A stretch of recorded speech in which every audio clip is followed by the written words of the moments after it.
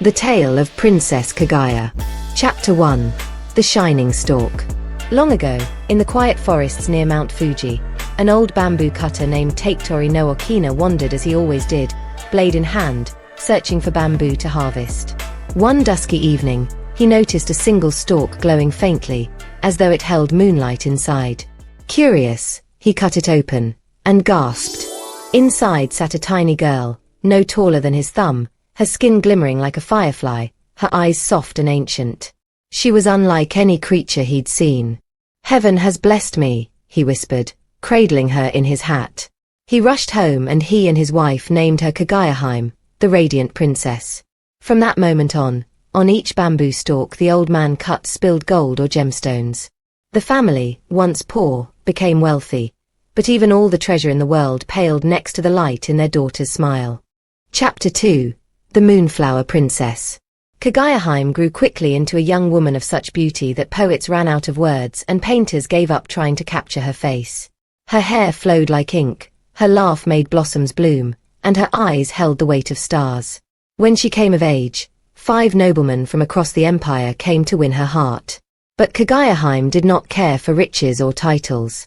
She looked each one in the eye and gave them a single task: bring me a miracle. To Prince Ishitsukuri, bring me the stone bowl of Buddha, from the sacred river in India. To Prince Kuramochi, fetch the jeweled branch of Horai, from the mountain of immortals. To Minister Abe no Mimiraji, find the pelt of the fireproof rat, from China's burning mountains. To the great counselor Otomo, retrieve the dragon's glowing pearl, from its throat in the stormy sky. To Lord Iso no Kami, bring me the cowrie shell born of swallows, from their nests in the wind. Chapter 3. The First Suitor, A Bowl of Lies. Prince Ishitsukuri was proud of his clever mind. He had no desire to travel to India. Instead, he went to a stonecutter in Kyoto. "Craft me a bowl from the oldest stone you can find," he said. "Make it look ancient and sacred." The artisan did as told.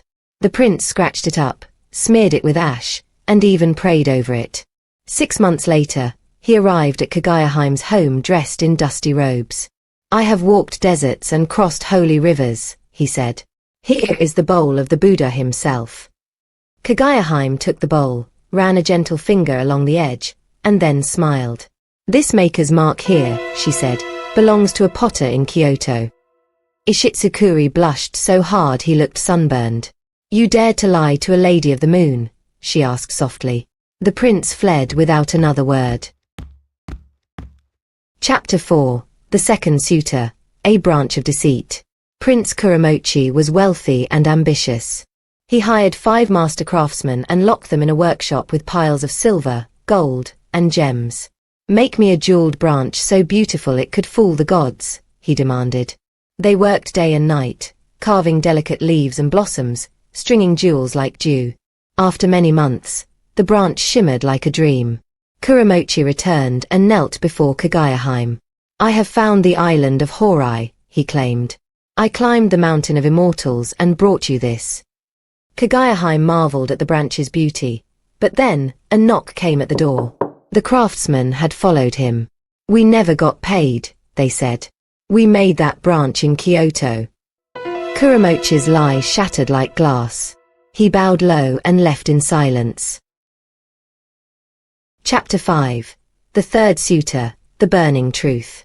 Minister Abe no Mimiraji did set sail toward China, but as soon as the voyage turned rough, he turned back, seasick and shivering. "I'm not risking my life for a rodent," he grumbled. Instead, he bought a burned piece of fur from a market trader, then had it singed again to look fireproof. When he presented it to Kaguya, she gently took it and held it close. "A rat from the burning mountains," he said, trying to smile. But she dipped it in a nearby basin of water. The fur hissed and shrank, not fireproof at all. "This belonged to a dog," she said, "and it was burned yesterday." The minister stammered, then turned and walked away, shoes squishing with shame. Chapter 6. The Fourth Suitor, The Pearl That Never Was. Counselor Otomo was a brave man, but not brave enough to fight a dragon. Still, he set out to sea, thinking he might find a glowing pearl somewhere. He was gone for a year. He returned, gaunt and wild-eyed, with a pearl clenched in his hand.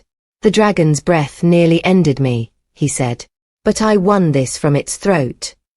But Kaguya looked at it under moonlight and held it to her ear. "This is a temple relic," she said softly. "It was stolen last spring." Otomo fell to his knees, unable to meet her gaze. "Even a dragon's fire burns less than shame," she whispered. Chapter 7. The Fifth Suitor, Swallowed Pride. Lord Iso no Kami scoffed at the others. "A cowrie shell born of swallows? Child's play." He climbed a cliff near the ocean and began grabbing at nests, ignoring the birds' cries. He found a small, smooth white shell and declared, "Close enough." When he offered it to Kaguya, she studied it quietly. "This shell is from the beach," she said. "You've broken the nests of a dozen swallows and scared them from their young, for a lie." Iso no Kami tried to laugh it off, but her gaze stopped him cold. He bowed stiffly and left. Chapter 8. Moonlight Regret. One by one, the suitors vanished, their pride bruised, their names whispered in court with laughter. Kaguya stood at her window each night, staring at the moon, her face unreadable. The bamboo cutter and his wife watched her, their hearts aching. For though she was loved by many, Kaguya often looked lonely, as if she were waiting for something. Or someone. The end. Or is it?